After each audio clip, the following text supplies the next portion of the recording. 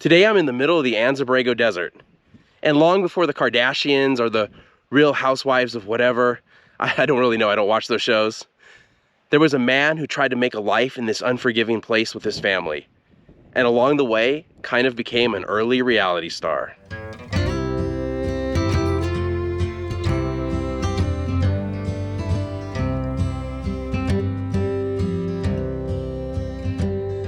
Hey everyone, welcome to Sidetrack Adventures. This is Steve.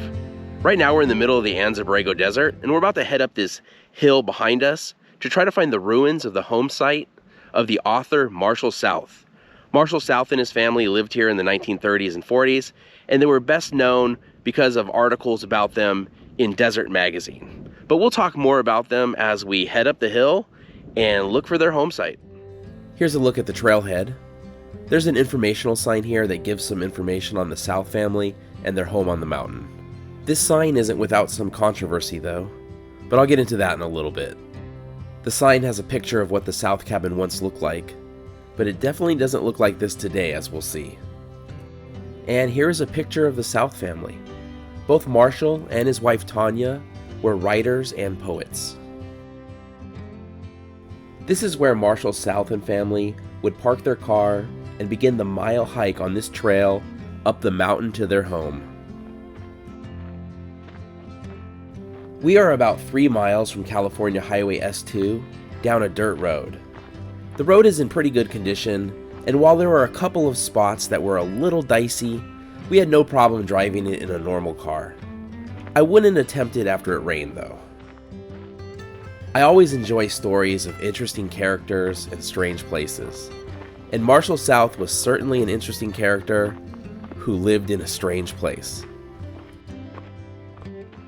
Marshal South called this Ghost Mountain, and he and his family lived a primitive lifestyle here for 17 years, from 1930 to 1947. South was an accomplished author, having written hundreds of articles and 8 novels, as well as having a number of poems published. It was his life here, though, that he chronicled monthly in Desert magazine that he was best known for. Despite all of his writings and fame, his real life was somewhat shrouded in secrecy. Here is some of the cactus along the trail. This stuff is everywhere. Throughout his life, he always told people that he was from London, England. But South was born Roy Bennett Richards on February 24th, 1889, near Adelaide, South Australia. His family moved to the United States in 1908, and in 1911 they settled in Oceanside, California, and Roy Richards started going by the name Marshal South. Going too much into detail about Marshal's life before he moved out here would take longer than it'll take me to walk to the top of this mountain, but he wrote for a number of newspapers, including the LA Times, met Teddy Roosevelt, was in the Army Quartermaster Corps, and apparently had many other interests as well. He also got married twice. The second time to Tanya, who was a poet in her own right, and would later move out here with him. In 1930, Marshall and Tanya began what they called their Great Experiment in Primitive Living here on Ghost Mountain, and began building their home they called Yaquitepec. In an article Marshall wrote for the Saturday Evening Post in 1939, he said they did not want to be slaves to making money. They wanted to pursue more creative and spiritual endeavors. They wanted peace and solitude, and they wanted to experience a total sense of freedom, mentally and physically. We are only about halfway up the mountain right now, and already we're getting some pretty amazing views of the desert below. This area is called Blair Valley. Anything that wasn't already on top of the mountain had to be carried up this mile-long steep trail to the top. After Marshall wrote an article about their life up here for the Saturday Evening Post, in December 1939, he began writing a monthly column for Desert magazine. The Desert Diary, as it was known, became a very popular part of the magazine, and while it was originally only supposed to go on for 12 issues, it ended up continuing until 1946, when Tanya filed for divorce. Things began to change for the South family when they started having children. Their first child, Marshal South, was born in 1934. Their second child, Rudyard, was born in 1937, and third, Victoria, in 1940.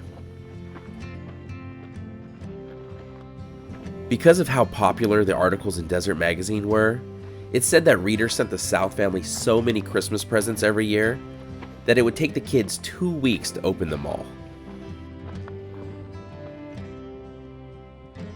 Tanya, however, worried about the safety of their children, living on an isolated mountaintop, far from any emergency services.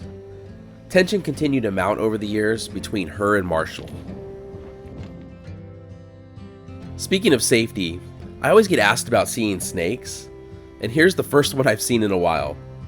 He might be hard to see, but I'll take a picture of him too. I don't think it's a rattlesnake, though I'm not sure what type of snake this is.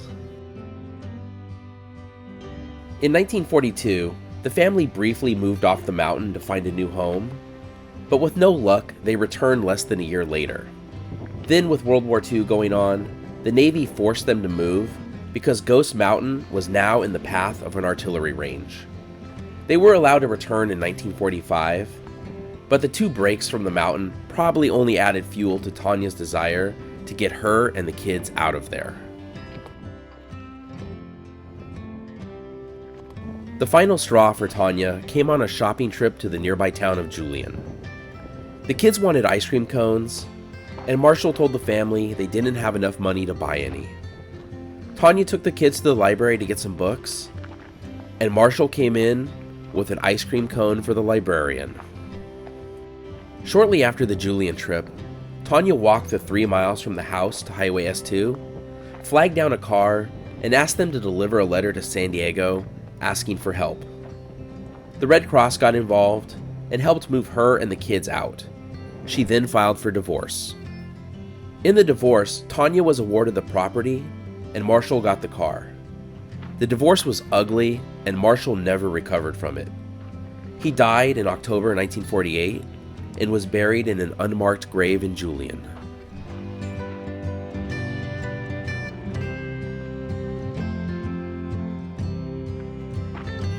In 1958, Tanya sold the 160-acre property to the Anza Borrego State Park for only $950. She refused to ever give any interviews after the divorce, but her anger towards Marshall never subsided.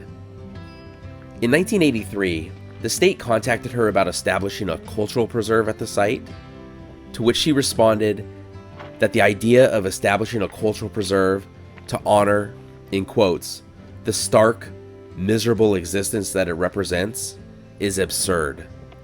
Marshall glorified our existence there in his articles in Desert Magazine. He was a superb fiction writer. She then told the state to never bother her again.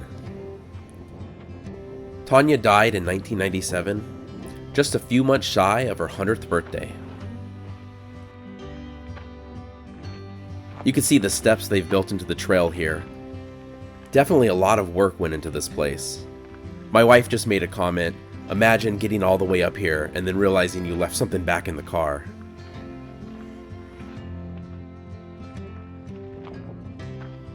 We should be just about getting to the top. The South's probably had some really strong legs having to climb this all the time.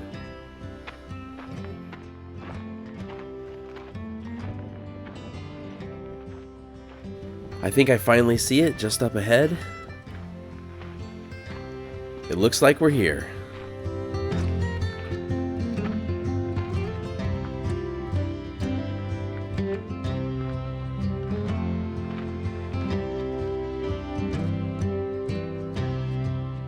So we've made it up to the ruins of the Marshal South cabin, and already I see a bed frame. So let's take a look around and think about how they carried a bed up this mountain.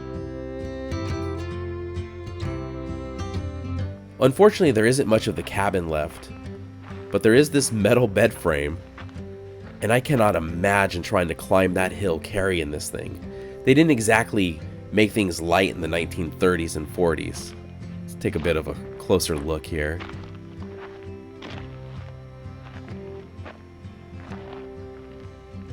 Let's try to lift it. Yeah, this thing has some heft to it. I'm not exactly sure how this bed frame fits in with primitive living either. These walls are made out of adobe, which is nuts because in order to make adobe, you need water, and we're in the middle of the desert. Most of the water to make these walls had to be carried up the mountain. Speaking of water, it looks like the cisterns they would have used to store water are just over here. And they look to be in pretty good shape still. Now it has rained a lot recently, so I guess it's possible there could be some water in them right now. Let's take a look here. Nope, this is bone dry. Now one thing I don't want is an animal to pop out at me, so I am being a little cautious looking into these things. Let's take a look in the big one here.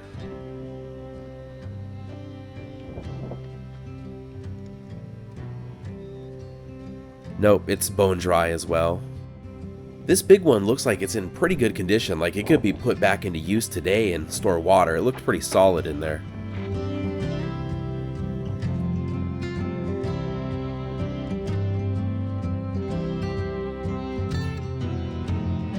Catching any rainwater that fell would have been pretty important, and this pond looking area over here looks like it could have been for that. I know they also had some animals such as goats too, so this could have been for them, but when water is scarce, I can't imagine having such a large reservoir for animals to drink from.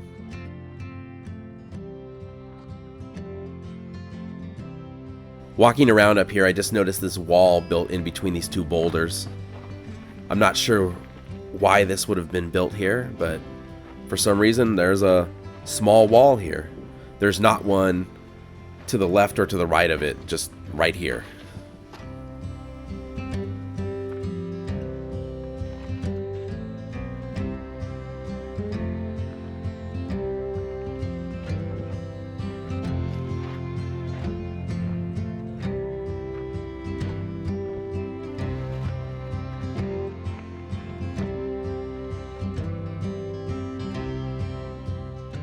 It also feels like pretty much every single species of cactus you can find in the Anza Borrego Desert is right here at the Marshal South cabin.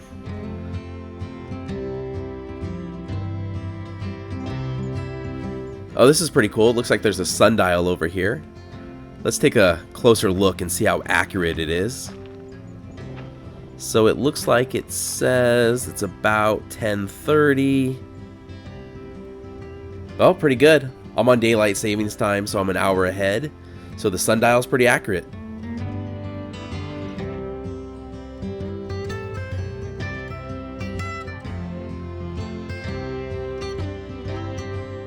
There are some pretty amazing views from up here. Now I'm filming this in early May. I would not want to be up here in the heat of the summer. It's pretty windy, so there's a nice breeze, but there is no amount of breeze that counteracts 120-degree heat. Surviving on top of this mountain, out in the middle of the desert, would have certainly been some hard living. And it's amazing to think that this family lasted out here for nearly 17 years.